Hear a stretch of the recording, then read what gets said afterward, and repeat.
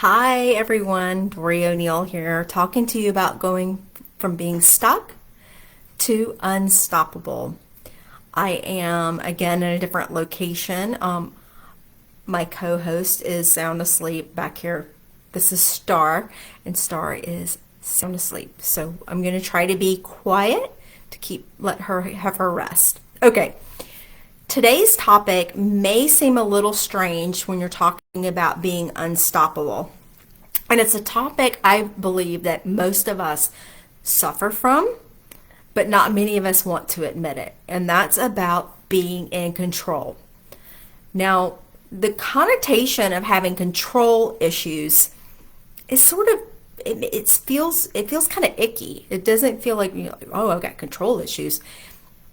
We're not going to that extreme today.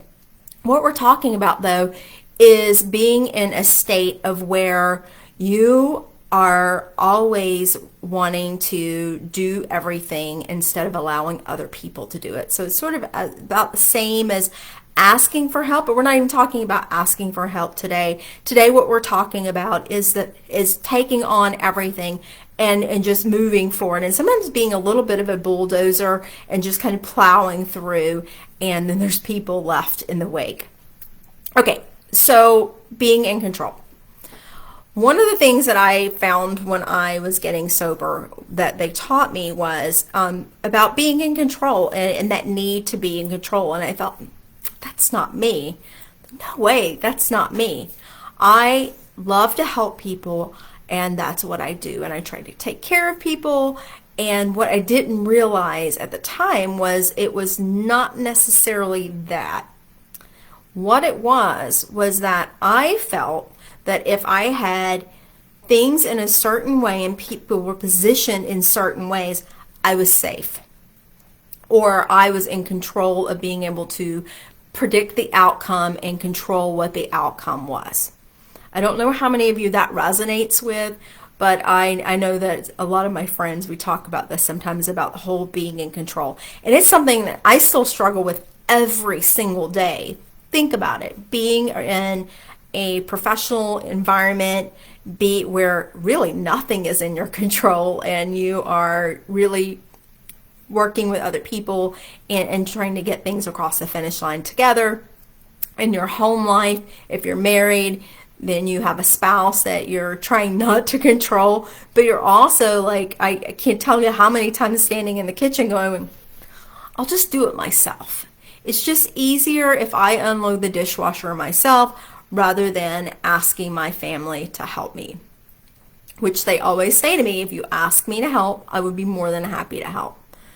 So today, think about that a little bit, and let me tell you why this is important when it comes to being unstoppable, because you may think that it's the opposite, that if you're in control, then you're pushing everything across the finish line and you are unstoppable, you're moving it.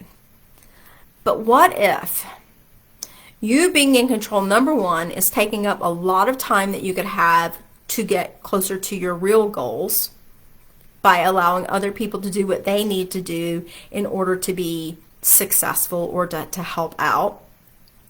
And what would happen if you were able to relax a little bit and not be so stressed out about trying to take control of the situation? And finally, one of my favorite things when I think about loosening the reins and sitting back and letting everything play out the way it's supposed to, then more times than not, it turns out even better than if I were like holding on so tightly and trying to control everything. Big difference, this or this. So, getting closer to the holidays with our family, and the light just changed in here, getting closer to the holiday with the family, and that means stress. It means trying to get things done, trying to get things decorated, trying to do all the shopping, all of those different things. Think about, are there things that you can delegate to other people? Are there ways that you can maybe not be involved in certain situations? And if it's something that you need to do for your own goals and your own dreams, what would be like if you weren't so focused on what the outcome is, and maybe loosen up, let go of control, and see how it all unfolds. Just food for thought for today. And I appreciate everybody that listens. Thank you for allowing me to share this with you. And I look forward to talking to you next week. Have a great week coming up, and we'll see you then. Take care. Bye-bye.